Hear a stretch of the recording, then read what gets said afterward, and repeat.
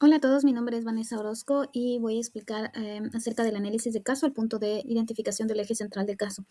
Para este caso se tiene que el eje central es la cultura organizacional, puesto que aunque Ford enfrentaba problemas económicos, es gracias al diagnóstico realizado que se identificó que la raíz de los problemas se debían a un bajo desempeño cultural, más no a la parte técnica. Entonces, una vez identificado que el eje central es la cultura organizacional, se identificó también que previo al cambio la cultura poseía características de competencia interna debido a divisiones, falta de colaboración, ocultamiento de errores, reuniones en las que se evidenciaba cierta postura defensiva y por ende también miedo al castigo. Posterior al cambio, se redefinió la cultura bajo el modelo de One Four, en donde se introdujo prácticas que refuerzan la transparencia, la colaboración y la responsabilidad colectiva, rompiendo así con el paradigma de competencia interna. Aquí la ética, si bien no es el eje central de este caso, pero sí se encuentra presente, ya que funge como un soporte para el cambio cultural. A través de la ética se promueve honestidad, en la información, se valora decir la verdad, aunque hayan consecuencias.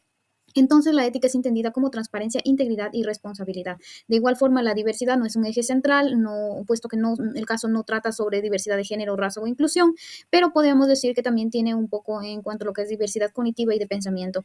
En cuanto a lo que es alto y bajo desempeño, tampoco es un eje central en este caso, sino más bien se podría decir que refleja la situación inicial y la situación posterior al cambio. Y la sostenibilidad, aunque no es el eje central, pues sí es un punto principal, es de mucha relevancia, puesto que se establecieron rutinas, el lenguaje, sistemas y valores compartidos en donde la cultura se mantuvo incluso durante la crisis financiera. Buenas noches, soy Nelson Suquillo. Voy a hablarles sobre el análisis de la cultura existente en el caso presente. La cultura organizacional de Ford era una cultura fuerte, pero a la vez disfuncional. Fuerte porque los comportamientos y la forma de actuar y las creencias estaban arraigados en la organización y eran compartidas por, en este caso, la mayoría de los líderes y los empleados. También era disfuncional porque todos estos patrones culturales no favorecían el desempeño de la organización. Además, se pueden ver los valores presentes dentro de la cultura. En este caso, había competencia interna, el individualismo y la autoridad jerárquica. Que estos valores presentes se normalizaron y servían como guía en las decisiones cotidianas. Pero también había ausencia de valores. Se puede evidenciar que existía la falta de transparencia y honestidad organizacional, la colaboración y el trabajo de equipo, la responsabilidad compartida entre los trabajadores y líderes, la confianza interpersonal y el aprendizaje a partir de los errores. La falta de estos valores generaban crítica, ocultamiento de información y una cultura de miedo al error. Además, existían mecanismos que reforzaban el comportamiento, como son, en este caso, desde que llegó Alan Mula a la empresa, los comportamientos se reforzaban con las reuniones estructuradas donde se dialogaban el verdadero desempeño, el reconocimiento al trabajo, incluso la introducción de muchos valores, el modelamiento del comportamiento ético y la colaboración desde la dirección en diferentes áreas dentro de la organización.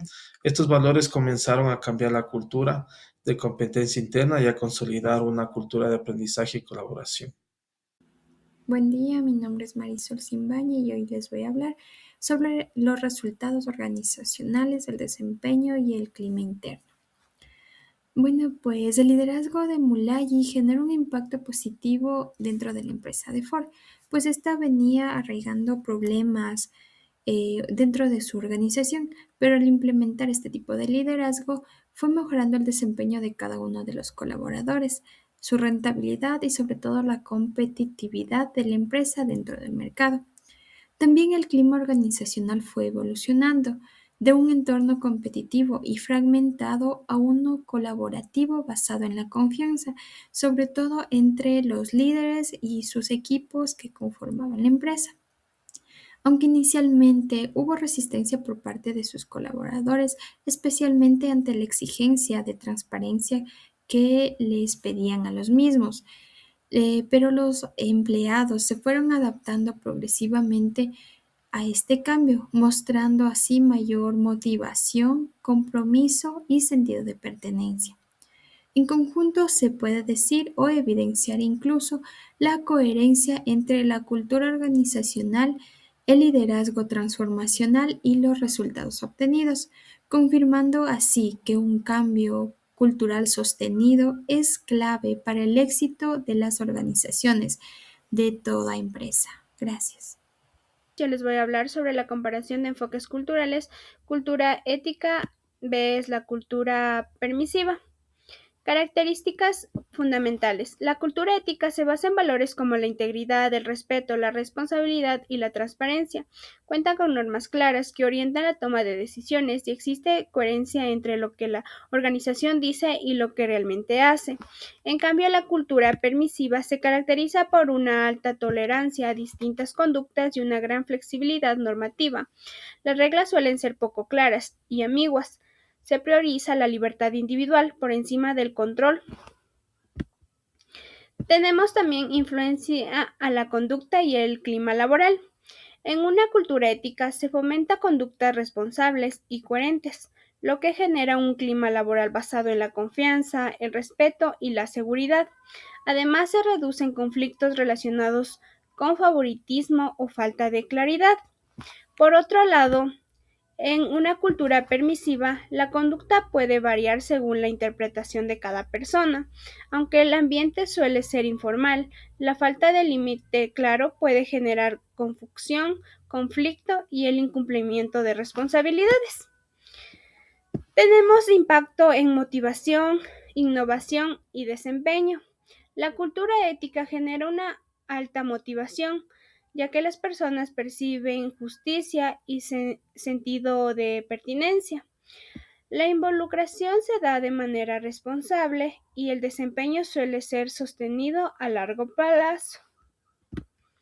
La cultura permisiva, la motivación puede ser alta al inicio debido a la libertad, pero tiende a ser inestable. La innovación puede aparecer aunque sin una dirección clara y el desempeño depende mucho del autocontrol individual, lo que puede afectar los resultados colectivos. Tenemos rol del líder. En la cultura ética, el líder actúa como ejemplo, refuerza valores con sus acciones y aplica las normas de forma justa. En la cultura permisiva, el líder suele adoptar una postura flexible o de dejar hacer, evita sanciones estrictas y confía en la autorregulación del equipo. Buenas noches, estimado magíster y compañeros. Me presento, mi nombre es Enel Zambrano. Yo les hablaré sobre el diseño de un caso hipotético y ficticio que he realizado. Título: Resistencia al cambio y dilemas éticos en la Facultad de Ciencias Humanas. Contexto: el caso se desarrolla en la Facultad de Ciencias Humanas de la Universidad Estatal del Norte, una institución educativa con más de 50 años de historia. Tradicionalmente, esta facultad ha gozado de su prestigio académico. Sin embargo, en estos últimos 5 años ha experimentado una caída significativa en la matrícula de los estudiantes y en la producción de la investigación. La cultura organizacional predominante es conservadora, jerárquica y con una marca resistencia a la digitalización y la inclusión de nuevas corrientes pedagógicas. El problema central. El problema radica en el choque cultural y la crisis latente. Por un lado, existe un grupo de profesores antiguos o catedristas que se niegan a actualizar sus sílabos y rechazan la integración de estudiantes de orígenes diversos bajo el pretexto de mantener la exigencia académica enmascarada en conductas discriminatorias, versus de los docentes y jóvenes alumnados que existen la modernización, el cambio en la facultad. Esta tensión ha generado un clima laboral tóxico y un desempeño institucional evidenciado en la pérdida de la acreditación de la calidad. Además, existen rumores que las plazas docentes se asignan por influencias o más conocidos como padrinos y no por mérito propio. Muchas gracias. Continuamos con este caso hipotético, que es la resistencia al cambio y el dilema ético en la Facultad de Ciencias Humanas. Los dos puntos para terminar de analizar este serían el rol del líder y los dilemas éticos. Por un momento pongámonos a imaginar una Facultad de Ciencias Humanas, un lugar que debería ser un faro de conocimiento y progreso. Pero, ¿qué ocurre cuando la resistencia al cambio y la falta de ética oscurecen este faro.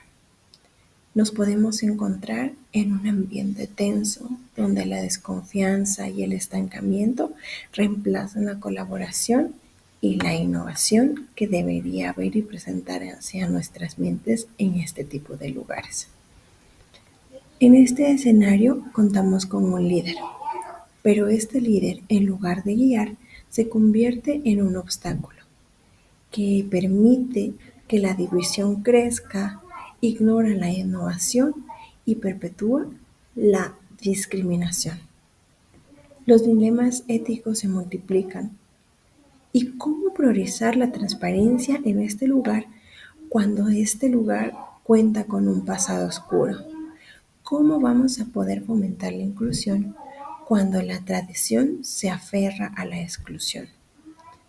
¿Y cómo equilibrar la responsabilidad social cuando la presión por reducir costos nos hace llegar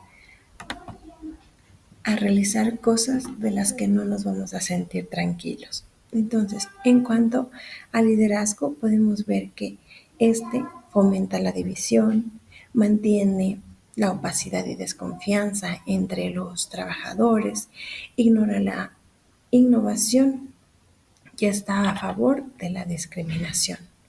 Estos son los puntos claves que se pueden ver en el líder de esta facultad.